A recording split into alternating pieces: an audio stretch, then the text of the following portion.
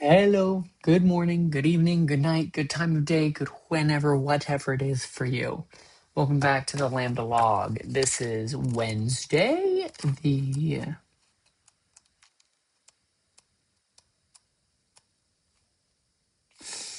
18th of March, and we're jumping right into it. It was a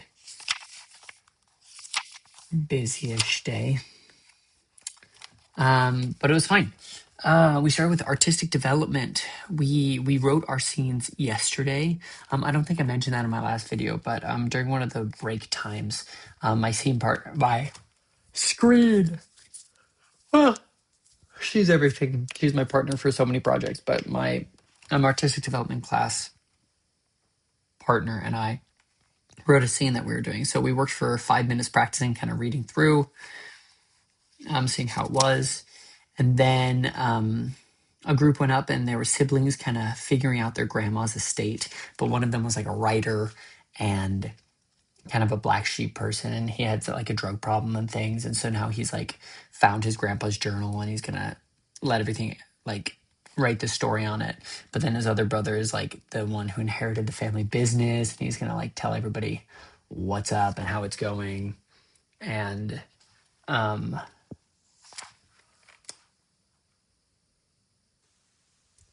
excuse me, sorry, I have a timer for my laundry. But um yeah, and he's been supporting him and everything, and we got some good comments. So great subtext and the slow reveal of information.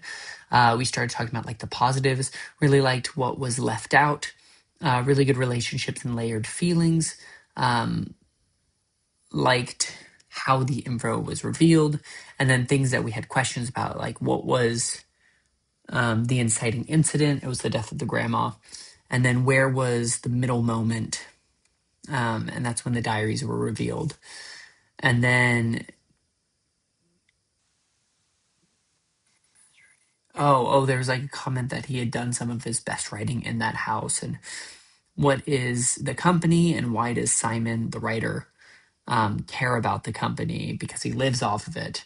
And then what is the grandpa's diaries, what's in them, and excuse me, what's different of who knows what. And it's a bit overly complicated. It could have been streamlined a little more, but make this there's a different version of this that was really straightforward, and make this about like the two different brothers and fighting over these journals. What does it mean to be family? Does it mean to like hide your past or confront them? And then how do you economically introduce these rules? Can we not talk about the family? Just things to kind of put that in there. And um, how do you convey without telling, right? Don't show, don't tell. Then the next group went, and there were siblings discussing the planning of the brother's wedding, and his mom was planning the whole thing, and he hadn't told his fiance anything about it. So it was like this reveal that maybe that was it. Excuse me, I am sleepy. Maybe that wasn't the best idea to like let the mom plan everything and not let the fiance be involved. But things that we liked. So left room for behavior and actions outside of the lines. Enjoyed the characters' first moment with the beer. The very first moment, the sister goes in the fridge and grabs a beer, and then he's like, "Yeah, sure." And she's like, "Oh, we can have a beer," and it establishes the relationship really well. Um, and they're both kind of inconsiderate, so it's like a family trait. Beautifully simple and complete. It went right into it, immediately launched questions. Is the beer is a symbol of their relationship, and what were the ruined pinnacle moments, right? The sister mentions how mom had ruined so many of their experiences before.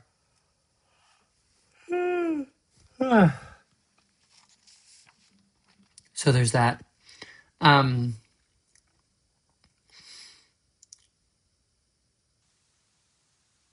yeah. Man, I'm tired. I apologize. Yeah, and you could have like named 3 examples. And then were the fact that they were siblings revealed too late that was brought up, and is the writer making a joke, or are the characters just being funny? Is she going to be surprising me? That was one of the jokes where he like realized, oh, do you think she's going to be surprising me? And he didn't realize that it was weird that he was planning the whole thing without her. Um, and then there's a line like, oh, it's just because I'm the favorite. Like, usually if you are, you don't have to say that, or you can say it in a different way. It was just a little clunky of a line. And then always try to make the joke through character. We know less about him than her. Don't buy the man's complete. Ollie didn't buy the man's complete obliviousness to the control of his mother. It kind of was a missed opportunity to pick a side. Like, oh, well, mom's the best at this. It's like, I know that you struggle with her and you struggle with these things, but she's great. And then build the picture peripherally, and the picture is much clearer, which is a fun idea. Felt more like a sketch than a scene for a film or play, which, was debatable what it really was, but made plot choices with jokes that were great. So the jokes and the plot choices being told through those were really clear and good. And then how do you reveal information? How do you find the game in it? Then the next two went, and I believe they were the last two as well, yes. And it was a mentor and a mentee, like hitmen, and the younger one had like screwed up this hit, and so a bunch of people died, and so the older one had to go and clean up the mess, and now the younger one is like more into tech and stuff and is rigging this car for explosion. But then they get into a fight because the older one now has to babysit the younger one and like make sure everything's going well, and then this car like goes down and it's gonna blow up because they're bickering and stuff. And it was a great relationship. It was familiar relationship in unfamiliar situations that we tend to like. And so make the triple times. Oh yeah, the older guy said something about like making a triple time step.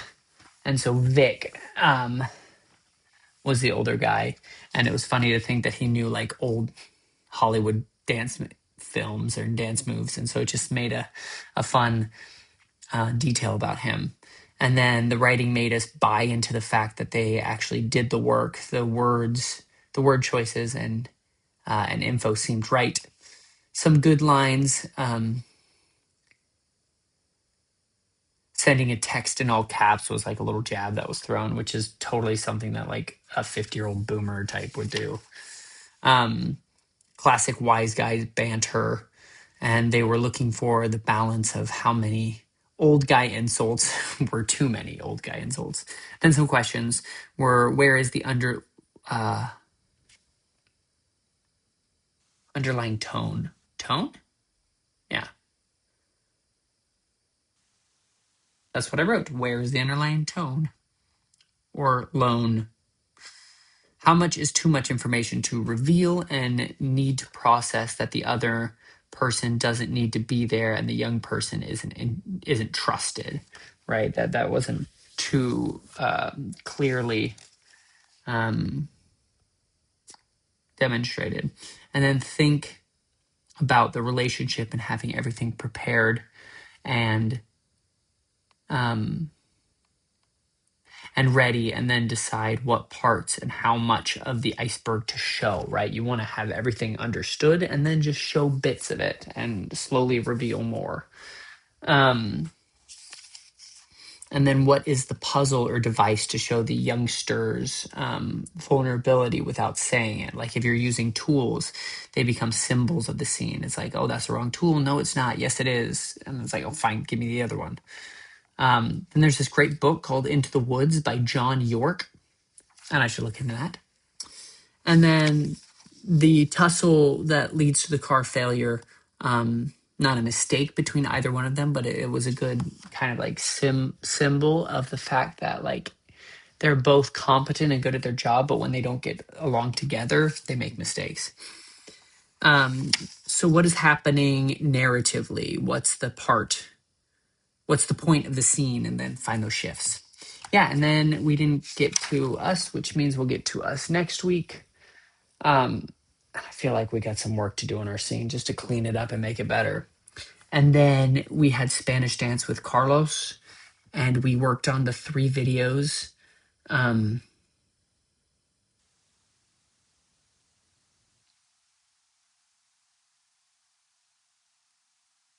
the 3 videos. I think that I was trying to say that we worked on the 3 different dances from the different classes. We didn't focus on my scenes dances though, and I was just struggling. I could not just get any of it in my head, and I kept messing up these things, and it was a mess. Um, Once again, I don't quite have it for you. I can maybe for tomorrow's video, I can show you kind of what we're doing. I know that one a little better. Anyway. And then it's filmed and it's on canvas. Then we had combat with Joe and Marie and Andrew were there, and we reviewed our choreo, and then we choreographed a hand to hand. Brandon took a video, but here's the gist of it. I'm not going to attach it because it's kind of loose, but so we're going to do the Empire Striketh Back, and let's see. Dum-ba-dum. So basically, I come in and I go right, cross, he dodges it, left cross, he dodges it, big swing, he misses it. Then I get punched in the side in the face. So boom, boom, oh, and then I dodge a big kick. And then he comes around and boom, I punch him in the face. And then he comes and I block him and I get him. And then I go to punch him again. There's something, I think I'm missing a transition, but I block him and I get him. And then I go to swing and then he grabs my arm and then he puts me down here. And then I roll on the ground and I end up on the ground and he's still holding my arm. And then I use my body and I fling him over while I'm on the ground. And then we get up and then I go, yeah. Then I go left. He blocks it. Block. Right. He throws it over his shoulder, breaks my arm. Ah, oh no. And then, which is like symbolic of Luke getting his hand chopped off. But I'm like, he broke my arm. And then he comes in, and I block him, and then I grab him behind the neck, and I knee him in the face. And then I try to go in for a kick, but he catches my leg and breaks my leg. And then he uppercuts me, and I go, oh. And then he force chokes me because that's cool. And so it's, and then he pulls me up closer, and then kicks me in the face like a roundhouse kick. And then we say some lines and stuff. And I'm like, no, leave me alone. That's the gist of the hand-to-hand. But for the, whatchamacallit, the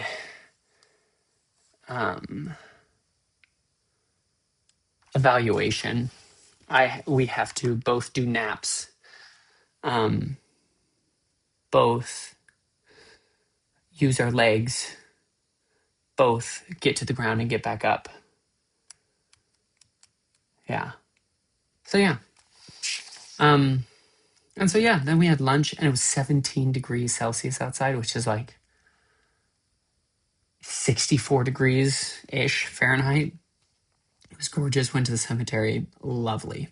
Then we had accent work with Jess and Carrie.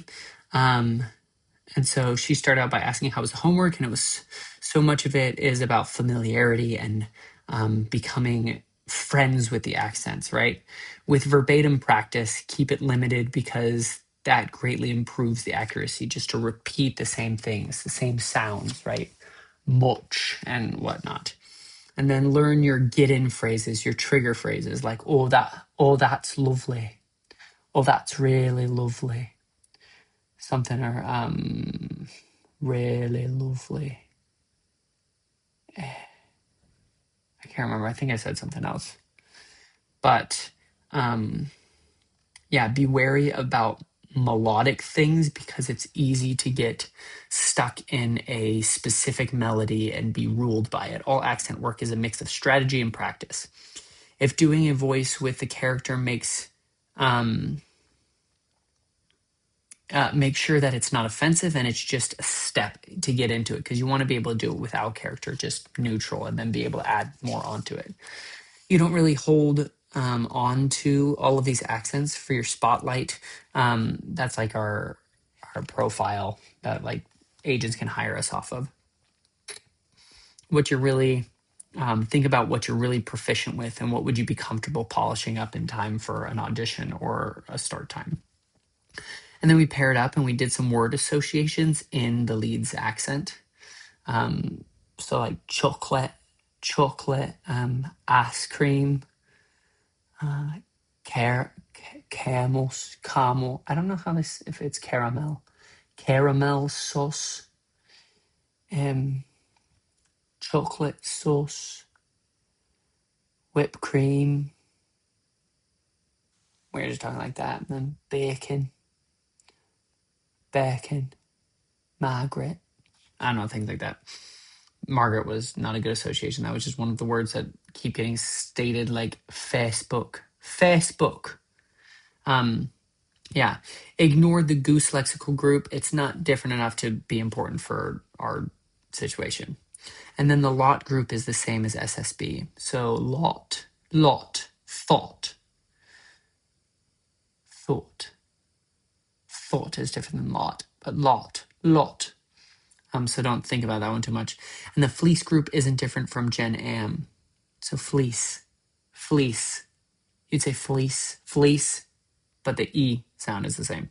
Vowels and consonants is not the whole story. Prosody, which is like the melody, the rhythm, and the stresses. In general, less pitch variation than SSB. Stress, pronunciation, stress can be seen in different ways. It's the pronunciation stress, like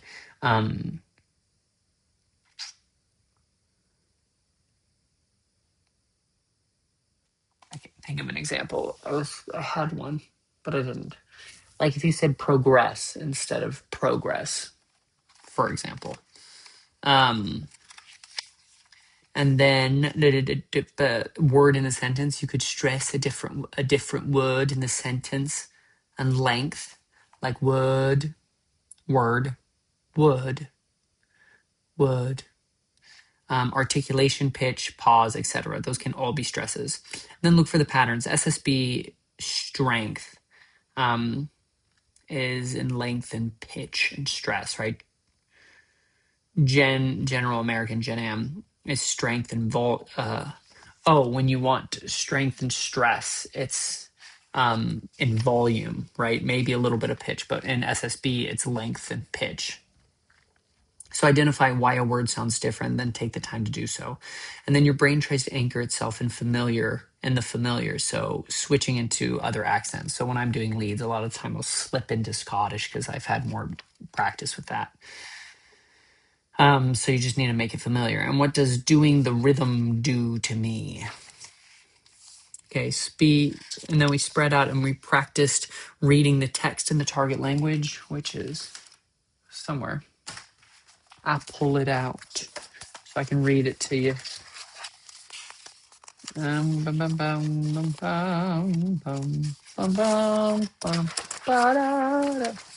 we're just reading one character from Happy Valley, seen in episode 1.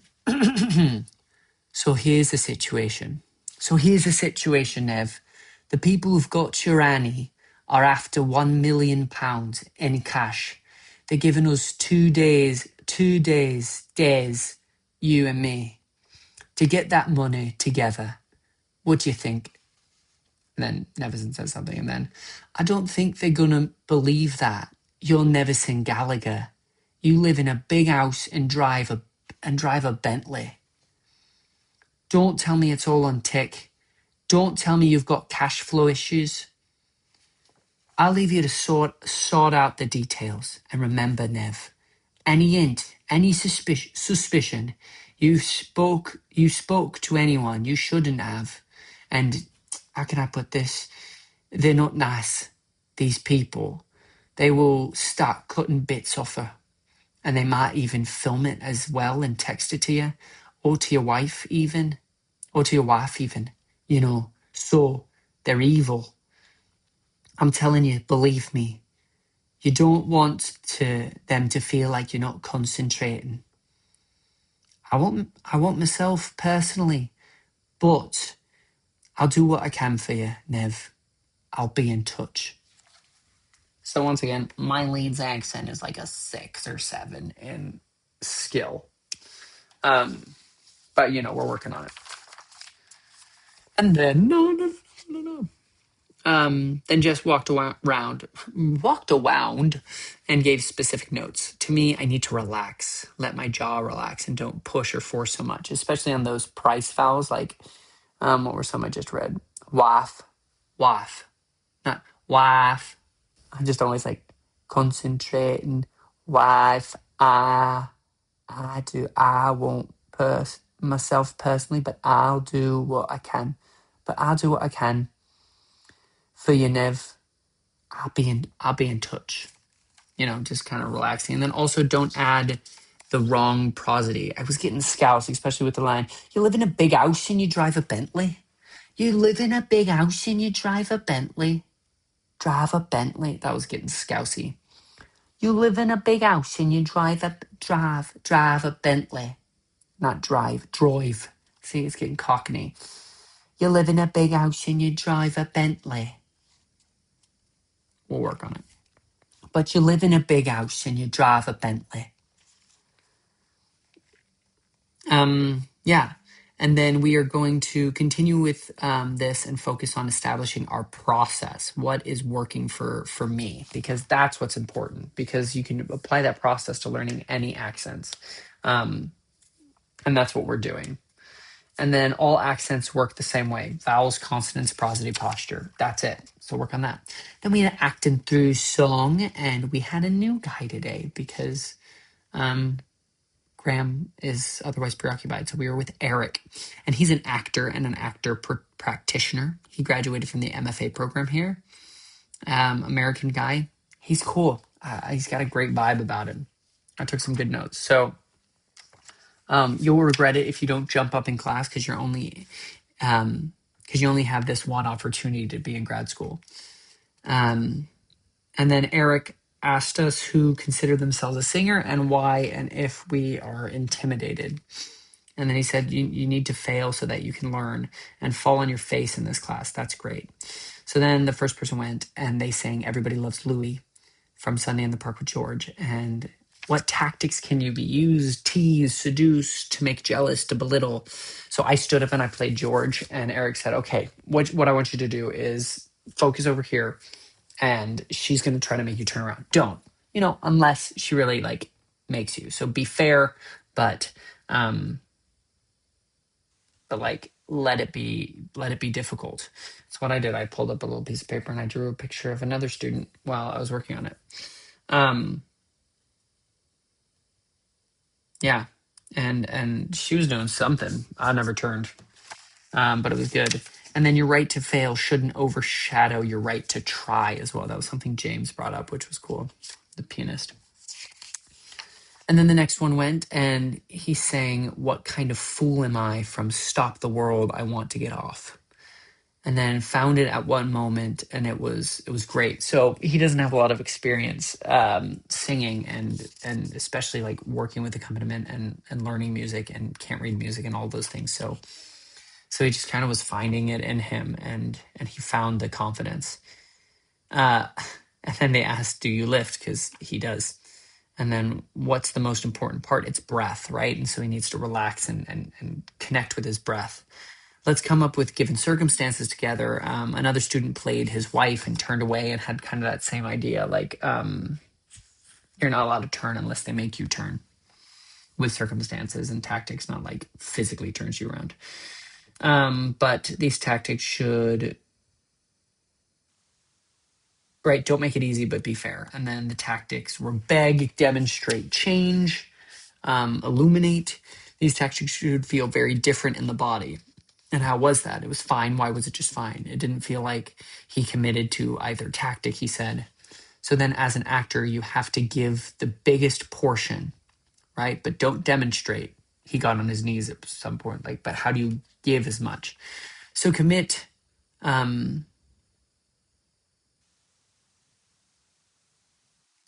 Use your imagination and plant.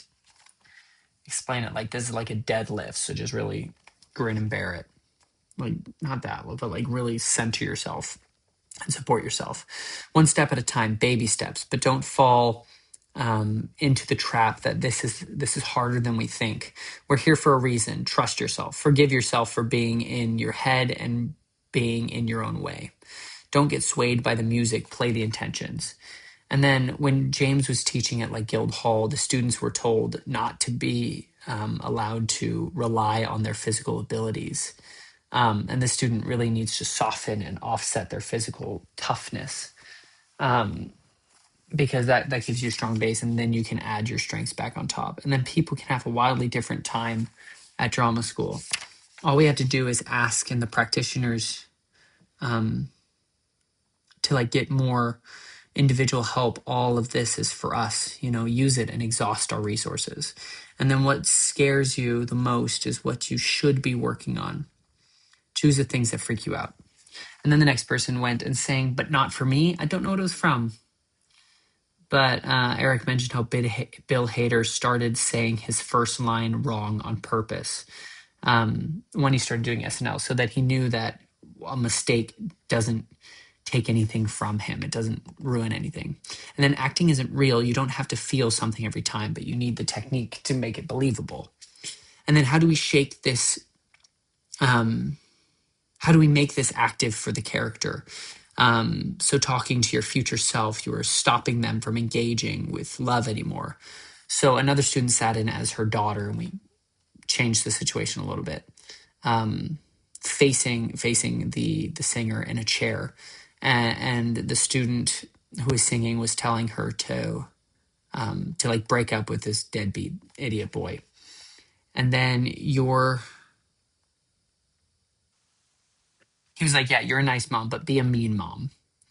And then lost words, but it was good that she couldn't remember the words, because then she was really getting lost in the given circumstances. Then the student playing her daughter tried to leave, and the singer had to keep her from doing it. So this song invites a lack of sincerity. Don't give in to it. She then spoke it with the accompaniment. The way you are speaking. So like the way that the student was speaking the words was most grounded. But this was just in the conversation, not when she was speaking with the accompaniment, but when she was just speaking was the most grounded she'd been, because she was answering his questions and she wanted to figure out. It was very active. So she was given the homework to practice speaking it alone in the mirror. And then the music is different, and that difference in harmony and accompaniment is written for you. It's easier than acting a text, because the music will provide things. So there's similar melodic sequences, that the melody that the actor sings is the same, but then the accompaniment underneath it is different. And so what does that tell you? And then the last student sang Losing My Mind by, I think it's not from a show, but it's the Followaways. And then he said that he noticed I noticed the importance of planting. It's a lot of unnecessary movement. And then moving always feels great as an actor, but it's messy and it's unnecessary. So with a faster tempo, there's more drive. Was given a chair and told he had to write a letter. And then the given circumstances is going to work with a crush again. He's given circumstances that he's going to work with a crush again, but has been offered a better job too. So he's writing a letter to accept the better job, but it's hard to accept because the person they're in love with is at this lesser job. So it made me emotional at one point. It was really genuine. I liked it. And then new activity is he's moving away and would leave the person like where the person is, and was moving the chairs to like give him some action to follow. And then we had my favorite movement class we've ever had. It was wonderful. We were in foil class, and it has the lights in that one. And so the lights were set up. It had like blues and like green and reds and stuff. And we copied a move in threes. So down 2 times. So let's see if I can. So let me see if I can recreate this for you. So the first one, we just all kind of bunched up, and then we got in lines, so spread out, and 3 of us. So the first thing is you just hopped. And then you got back in line. And then you hopped again across the space. And then the second one was this the hip one? Yeah, it was like boom, pa, boom, pa, boom, pa, boom. Oh no, no, no, it was different. It was like ah, da, da, da, da, da, something like that. And then da, da, da, da, da. But it was this really fun movement, and I'm just getting pumped and amped about it. And then we did this little like partnered up thing. So we partnered with somebody, and then we kept eye contact as we did this like almost cartwheel. And then we went down the whole space doing that. And that was fascinating and super fun too, and just goofy. And then we went over three of the Laban efforts.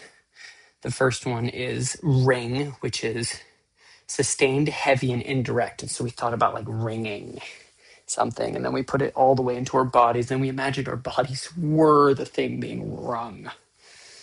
And so it's this sustained, heavy, indirect movement, right? Because direct is very like angular and forward, and indirect is like with these curves, and it's slippier and stuff. Slippily. That's an Arlo saying. Slippily. But yeah. And then so what we did is we moved around the space and explored that. We started on the ground, and then we moved around, and then we did different actions. We moved to a certain space. We tried to sit down. We tried to interact with people. We shook hands and did a bunch of different things. And then we just encompassed all these different things. And then we did dab, which dab is sudden, light, direct. Oh, we also spoke words and lines and anything that came to us. And so sudden, light, and direct, it's like it's a direct flick. Because the flick was indirect. It was bum, bum, bum, kind of flicking spots out of the air, but this is specific, right? Bum, but still light. And I was just thinking of Sunday in the Park because of acting through song, and it's like bum bum bum bum bum bum bum bum easy easy, because he's like doing the pointillism art, bum bum bum bum bum bum bum bum bum bum bum bum, which was fun. And then the same thing, we started on the ground, we moved all around, and we interacted and we explored it a lot. And then we did slash, and the idea of slash that was helpful was what Nicola said at the beginning was like that you're in a one piece and you have to pee really bad. So you have to like rip off your one piece to be able to go to the bathroom, because you have to like take off the whole thing. And so it's like this slashing. But I was like, this is like crumping. My poor version that I came up, well, that my brother and I used to do when we watched So You Think You Can Dance. It's like, and it's this sudden, heavy, indirect movement. Or like getting spider webs off you too. And then we asked ourselves questions for self-analysis. It's like, how easy or hard or close are you to having this like success, to being good with this? And then why for all of that?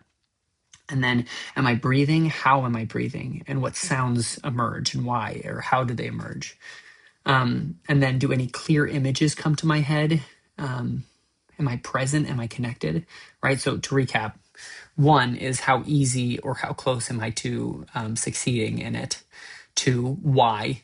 Three, am I breathing? How am I breathing? What sounds arise? And four, are there any clear images that arise? And how present or connected do I feel in this?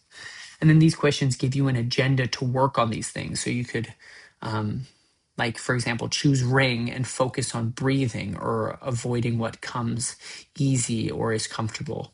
Example, ringing and keeping away from the floor because you always go to the floor, or you're internalizing, or not using a certain part, adding restrictions. We also, after we went like to the big extremes, we also like internalized and made it smaller and smaller. And then we had a certain movement that was like, this is my slash. And then how do you bring it into the full body? And then how do you like shrink it down, and then keep it just internally? And then does music help? Make a playlist. Pair up two versions, um, like two different efforts, and play a game and explore these Laban efforts to the fullest. Practice before your scene, acting out some Laban efforts, and a few minutes before. And then that was the gist of it. And then I went to Christian Union, and it was rad, and I enjoyed it. It was a good day, and I finally got to it. So that was my Wednesday. Anyway, got a couple more videos to do. Love you lots. Have a good day. Bye.